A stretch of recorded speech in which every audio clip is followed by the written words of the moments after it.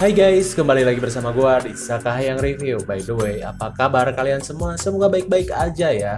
Pada kesempatan kali ini, Sakahayang akan mereview sebuah film yang berjudul 30 Days of Night 2007. Diadaptasi dari sebuah komik dengan judul yang sama. Film ini bercerita tentang sebuah kota kecil yang berada di Alaska paling utara yang sedang mengalami musim dingin dan malam panjang selama 30 hari karena siklus tahunan. Semua masyarakat di sana terjebak di kota itu karena serangan makhluk aneh yang entah berasal dari mana. Penasaran setegang apa film ini? Mari kita langsung saja ke pembahasan kita, dan jika kalian suka dengan channel ini, silahkan subscribe aja, biar nggak ketinggalan video menarik lainnya.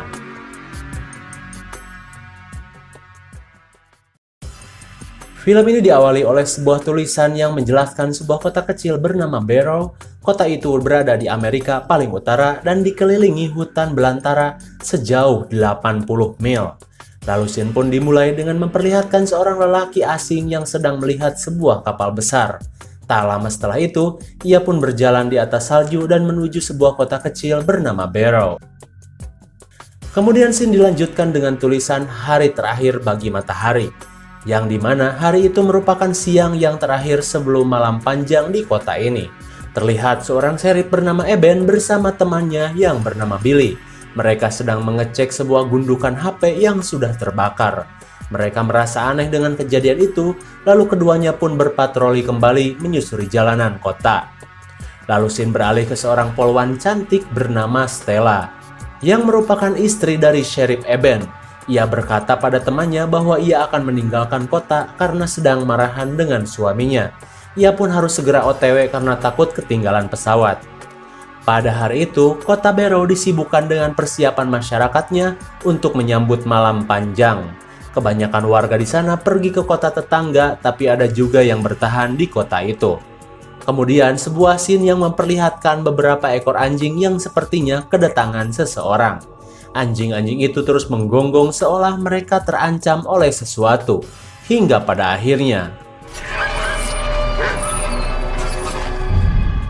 tak lama setelah kejadian itu, Eben langsung mendapati laporan dari seorang warga. Ia pun bergegas untuk segera memeriksanya. Sebelum sampai di tempat itu, Eben menerima telepon dari istrinya. Ia pun senang karena akhirnya Stella mau menghubunginya juga. Tapi ternyata istrinya mengalami gangguan di jalan dan harus mendapat tumpangan. Eben pun menyuruh Billy untuk mengantar istrinya ke bandara. Singkat waktu, sesampainya di tempat pembunuhan anjing, Eben hanya bisa terdiam melihat beberapa anjing yang sudah terbunuh. Si pelapor pun mengatakan bahwa semua anjing yang berada di daerahnya sudah mati karena dibunuh. Betapa kesalnya Eben atas ulah pelaku ini. Ia pun berjanji untuk segera menemukan pembunuhnya. Kemudian scene beralih kepada Billy. Di sebuah jalan terlihat mobil Stella yang sudah hancur karena tabrakan. Dan tak lama kemudian, mereka bergegas karena waktu penerbangan sudah mepet. Singkat cerita, mereka pun sampai di bandara dan benar saja, Stella gagal berangkat karena bandaranya telah ditutup. Dengan kata lain, Stella tetap tinggal di kota itu. Kemudian, di sebuah kantor komunikasi, terlihat seorang bapak tua sedang kerja lembur di kantor itu. Tak lama kemudian, listrik pun mati. Suara aneh itu membuatnya takut hingga ia berniat untuk segera pulang. Dan hingga pada akhirnya, suara itu pun menampakkan dirinya.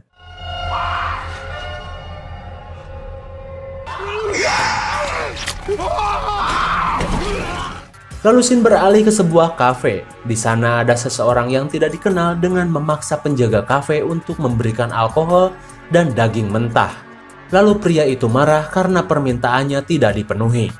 Tak lama kemudian, Eben yang kebetulan di sana berusaha menenangkan pria itu, tapi dia malah nyolot dan ngegas kepada sheriff ini, hingga pada akhirnya Stella datang sembari menodongkan pistol. Pria asing itu pun disergap dan langsung dijebloskan ke sel tahanan. Saat di kantor polisi, Eben mencoba menginterogasi pria asing itu. Tapi bukannya menjawab, pria itu malah diam dan sok ganteng saat ditanya. Tak lama kemudian, nenek Eben pun yang kebetulan bekerja di kantor polisi mengatakan bahwa jaringan internet pun mati. Eben pun mencoba menghubungi Gus yang berada di kantor Telkom. tapi telepon yang ia gunakan sama saja tidak berfungsi. Melihat semua kejadian ini, Eben memutuskan untuk menemui Gus di kantornya. Tapi tak lama, pria asing itu berkata dari dalam sel, "Mereka akan datang menjemputku. Kehormatan untukku atas semua yang telah aku lakukan." Entah apa maksud perkataan pria asing itu. Saat Sheriff Eben menanyakan siapa mereka itu, sesuatu pun terjadi. Adiknya Eben yang bernama Jake sudah memiliki firasat buruk, dan ia mengatakan bahwa mungkin generator kita sudah dirusak. Tak lama kemudian, Eben pun berada di kantor Telkom tempat Gus bekerja. Ia berusaha memanggil-manggil Gus tapi tidak ada jawaban.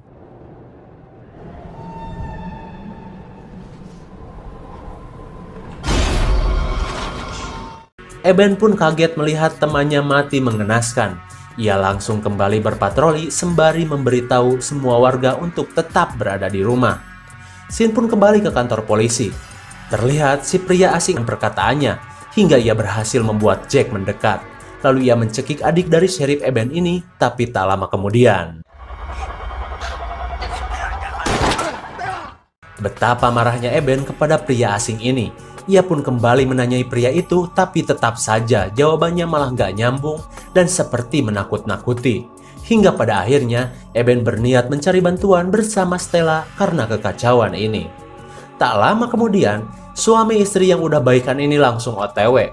Tapi saat mereka di jalan, Eben seperti melihat sesuatu. Mereka pun keluar untuk mengeceknya. Stella yang melihat ada sesuatu yang tidak beres, menyuruh Eben untuk segera masuk ke dalam mobil.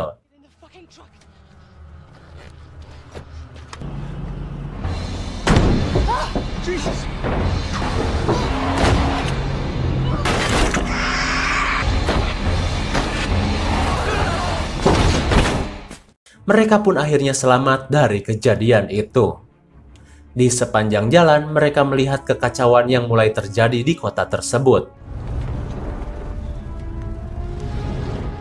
Lalu sebuah panggilan dari neneknya yang meminta tolong akhirnya membuat mereka kembali ke kantor polisi.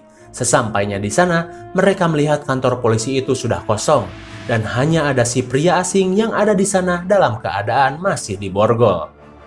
Eben pun bertanya kepada pria asing itu tentang nenek dan adiknya, tapi pria itu malah menjawab, "Mereka tidak membawaku, bunuhlah aku." Emosi Eben memuncak, tapi perkataan istrinya sanggup meluluhkan hatinya untuk tidak membunuh pria tersebut. Kemudian Sin kini memperlihatkan para vampir yang menampakkan diri. Si pemimpin vampir itu berkata bahwa semua manusia harus dibunuh, dan keberadaan para vampir harus menjadi mimpi buruk bagi manusia. Kemudian kita kembali ke sebuah kafe. Di sana ada beberapa orang yang sedang bersembunyi dari keganasan serangan vampir. Mereka pun membicarakan kejadian-kejadian yang mereka alami. Dan tanpa diduga, Jack pun sudah berada di sana tapi tanpa neneknya. Sementara mereka bisa sedikit aman berada di sana.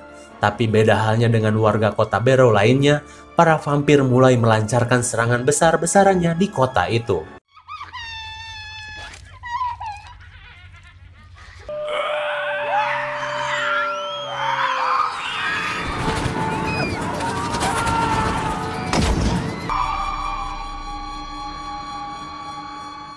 Tak lama kemudian, Eben dan Stella pun masuk ke dalam kafe tadi. Betapa bahagianya Eben saat melihat adiknya masih dalam keadaan salah yang akan melakukannya. Mereka pun langsung bergegas keluar mencari keberadaan para vampir itu. Tapi tak lama kemudian, mobil yang mereka gunakan tiba-tiba terhenti.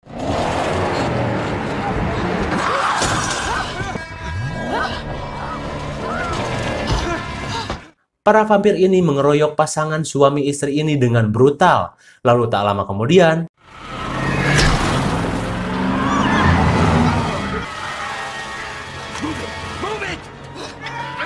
Beau datang tepat waktu. Mereka pun akhirnya lolos dari keroyokan para vampir ini. Hingga pada akhirnya, mereka sampai ke tempat yang telah mereka rencanakan sebelumnya. Di dalam loteng itu, mereka beristirahat dan memikirkan cara untuk mengatasi masalah yang mereka hadapi.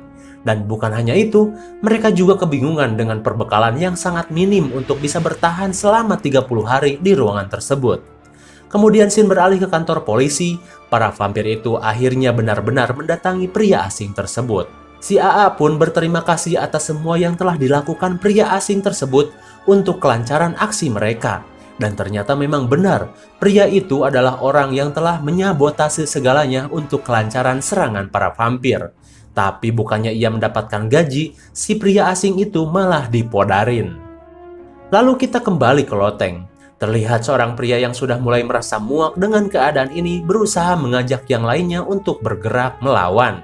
Usulannya pun ditentang semua orang, terutama Eben, karena menurutnya cara seperti itu sama saja dengan bunuh diri. Kegaduhan pun tidak terhindarkan, tapi beruntunglah Eben bisa menenangkan kembali suasana tersebut. Mereka kembali menyusun rencana. Kali ini mereka akan berusaha menuju sebuah minimarket untuk mendapatkan perbekalan. Tapi rencana itu akan mereka lakukan saat badai salju yang sebentar lagi akan datang. Karena badai salju akan mereka jadikan sebagai perlindungan dari para vampir tersebut. Keadaan gelap kini berada di hari ke-7. Terdengar suara seorang wanita yang sedang meminta tolong dari jalanan. Tapi mereka hanya bisa memperhatikan dari loteng karena mereka tahu wanita itu cuma dijadikan umpan dari para vampir ini. Tapi beda halnya dengan Eben, ia berusaha untuk menyelamatkan wanita tersebut. Wanita malang itu hanya bisa memohon agar tidak dibunuh oleh para vampir karena ia telah gagal membuat manusia keluar dari persembunyiannya. Tapi tak lama kemudian, Eben pun gagal menyelamatkan wanita itu. Dan ia malah menemukan kawannya yang sedang bersembunyi di bawah rumah. Ia pun sempat menanyakan istri dari kawannya ini. Tapi tak lama kemudian, Eben melihat kawannya ini sudah berubah seperti vampir. Ia pun seolah tidak percaya atas apa yang menimpanya. Akhirnya Eben berhasil kembali ke tempatnya semula. Singkat cerita, kota Barrow kini diselimuti badai salju. Dengan jumlah mereka yang kini tinggal sedikit, rencana pun mereka lakukan untuk pergi ke sebuah minimarket. Setibanya di sana, mereka langsung mengambil apapun yang bisa dijadikan bekal dan alat untuk melindungi diri. Mereka pun sangat bersemangat di sana. Maklumlah, namanya juga gratisan. Tapi tidak lama kemudian, mereka berusaha mencari sumber suara yang mencurigakan itu. Mereka pun panik dan menjauhi bocah tersebut. Lalu Eben berusaha memeriksa dengan kapak mautnya. Jack akhirnya mengatasi kekacauan itu meskipun ia merasa sangat berdosa karena telah membunuh seorang anak kecil. Tapi nggak apa-apa ya, cuman kan dia vampir. Di hari ke-18 mereka masih tertahan di minimarket tersebut. Mereka pun kembali menyusun rencana untuk berpindah ke kantor polisi untuk bersembunyi. Dan Eben akan berusaha mengalihkan perhatian para vampir untuk diarahkan ke sebuah rumah yang memiliki alat yang bisa menghasilkan sinar ultraviolet. Singkat cerita, Eben memulai aksinya dengan memanggil para vampir sembari berjalan di jalan. Aksinya jelas saja membuat para vampir pada nongol dan mulai mengejarnya. Hingga pada akhirnya, Eben berhasil memasuki rumah yang ia tuju. Sementara itu, Stella dan yang lain mulai meninggalkan minimarket itu, tapi tak lama kemudian sesuatu pun terjadi. Mereka segera pergi menjauh dari serangan itu. Kembali kepada Eben saat di rumah itu. Eben langsung mencari alat yang bisa berfungsi layaknya sinar matahari. Ia pun sudah mengetahui bahwa ia diikuti para vampir yang kini berada di luar rumah. Si vampir cewek akhirnya berusaha masuk ke rumah itu, tapi sebelumnya ia meminta restu sama si AA untuk niat jahatnya. Lalu tak lama kemudian,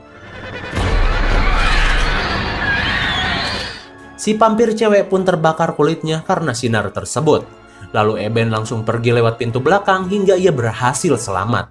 Saat ia berhasil kabur, Beau menyuruhnya untuk segera menuju kantor polisi. Dan si Beau ini berkata pada Stella bahwa kini gilirannya untuk mengalihkan perhatian para vampir. Tak lama kemudian, Beau pun memulai aksinya dengan mengendarai sebuah traktor modifikasi.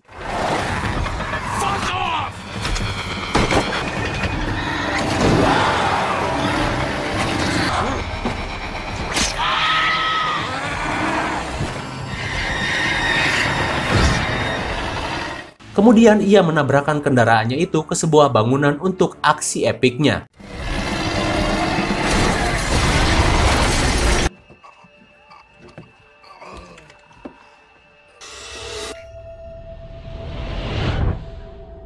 Tapi bukannya mati seperti film-film action lainnya, ia malah masih hidup dalam keadaan tak berdaya.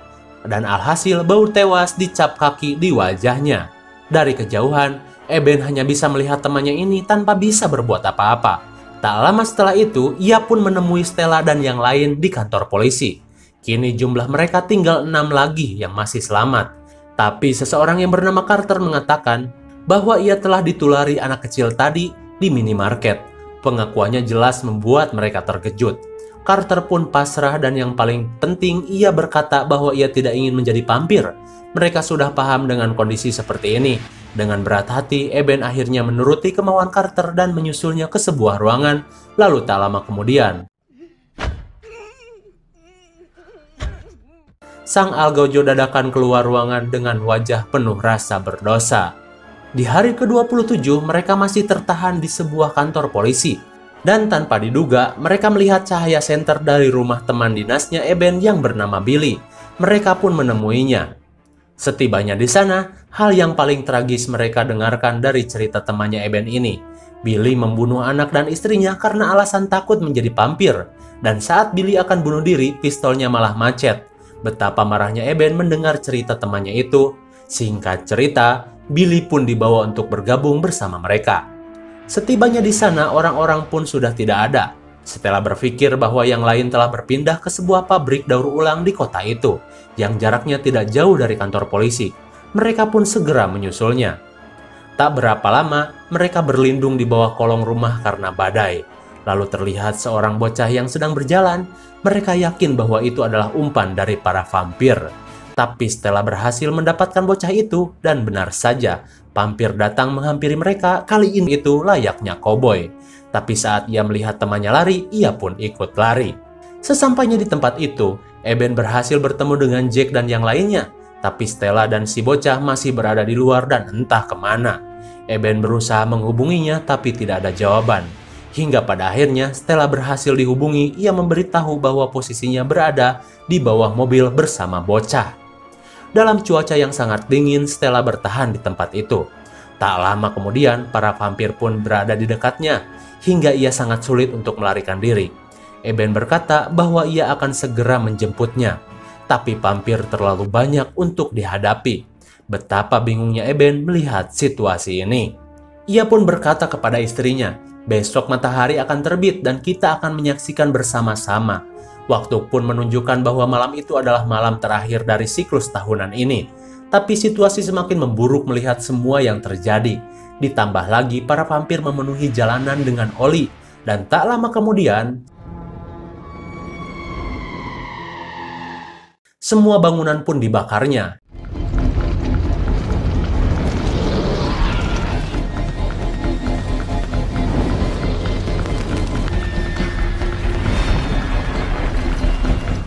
Stella pun terkepung kobaran api. Melihat situasi ini, Eben bergegas mengambil darah dari jasad Billy yang tertular vampir. Ia bermaksud untuk menyuntikkan darah itu ke tubuhnya.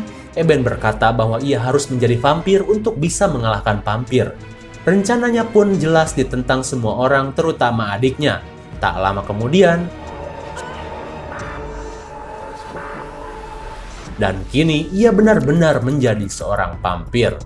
Ia sangat tersiksa karena efek dari perubahan vampirnya, tapi itu tidak membuatnya berhenti untuk menghadapi para vampir. Tak lama kemudian, Eben dan si AA pun duel maut. Eben hampir kewalahan menghadapi vampir senior ini, tapi karena kekuatan vampir yang sudah ia miliki, ia pun mampu mengalahkan si AA dengan pukulan mautnya. Para vampir yang lain seorang jiper melihat Eben yang mampu mengalahkan pemimpinnya, hingga pada akhirnya mereka semua melarikan diri. Singkat cerita, fajar pun datang di langit kota Barrow. Setelah menghampiri suaminya itu, ia sangat terkejut melihat Eben yang kini telah berubah menjadi vampir. Stella sadar suaminya tidak bisa bertahan dengan cahaya matahari yang sebentar lagi menyinari mereka. Kemudian scene beralih ke sebuah suasana yang sangat romantis dan dramatis. Sesuai janjinya, akhirnya Eben pun menyaksikan mentari pagi bersama Stella dan hingga pada akhirnya Eben pasrah terbakar matahari dalam pelukan istrinya. dan film pun berakhir.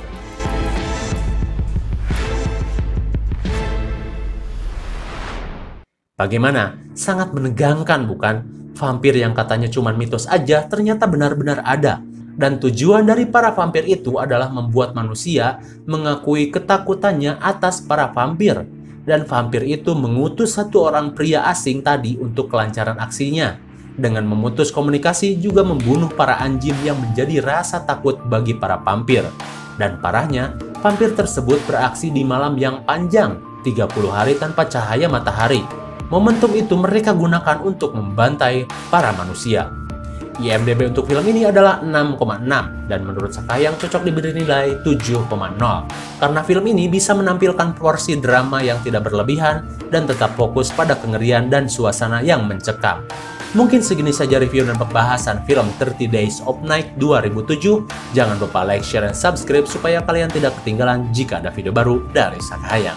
Thanks for watching and see you on next video. Bye-bye.